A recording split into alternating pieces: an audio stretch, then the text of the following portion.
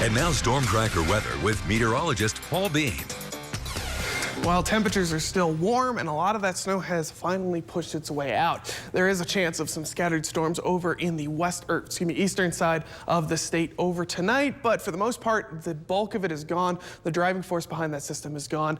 And now we're left with wind that is going to be driving some avalanche conditions through tomorrow morning. If you're near Island Park, down in the southeast corner of the state, or in some of the central mountains, even near Chalice, could see some issues with that because of the heavy snow that was because it was very warm. It was very heavy and solid snow. Then we had the wind making its way through, and that's going to push it around. So it's going to be a pretty rough day for avalanche conditions into tomorrow morning. That being said, though, I mentioned the driving force behind that snow is pretty much gone.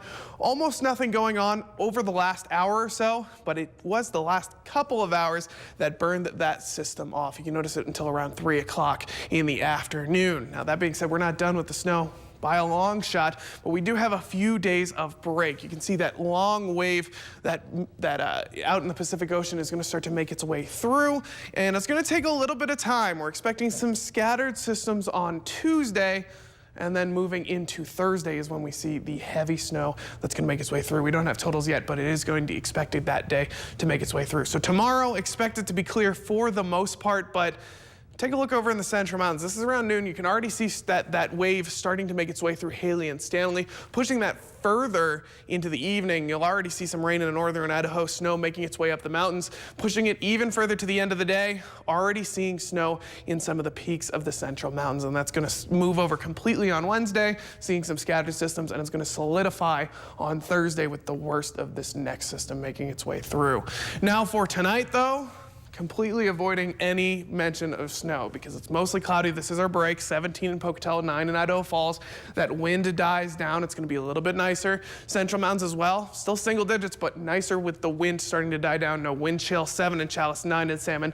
No snow whatsoever. I mentioned that we do have a chance of very scattered chance of some snow in the highlands of western Wyoming, but nothing that's going to accumulate. Single digits in Island Park and Jackson, so 8 and 4. And moving into tomorrow, very similar, just staying clear. Mostly cloudy in the highlands of western Wyoming, 27 in Island Park. Central mountains are mostly cloudy, but the exception of seeing that snow make its way through in the back half of the day. And then the Snake River Plain, mostly cloudy and temperatures sticking above freezing, 36 in Pocatello, 33 in Idaho Falls.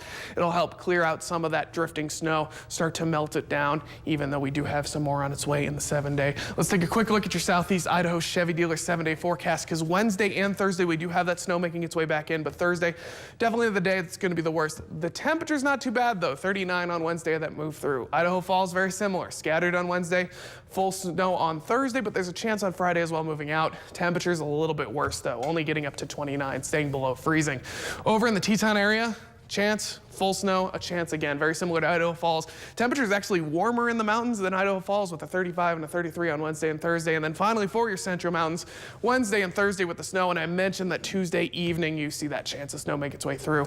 Another warm temperature out there though, 38 and 38 for some of those peaks. And of course, we saw warm temperatures this week, but we are still below average for temperature in Pocatello for the month of January.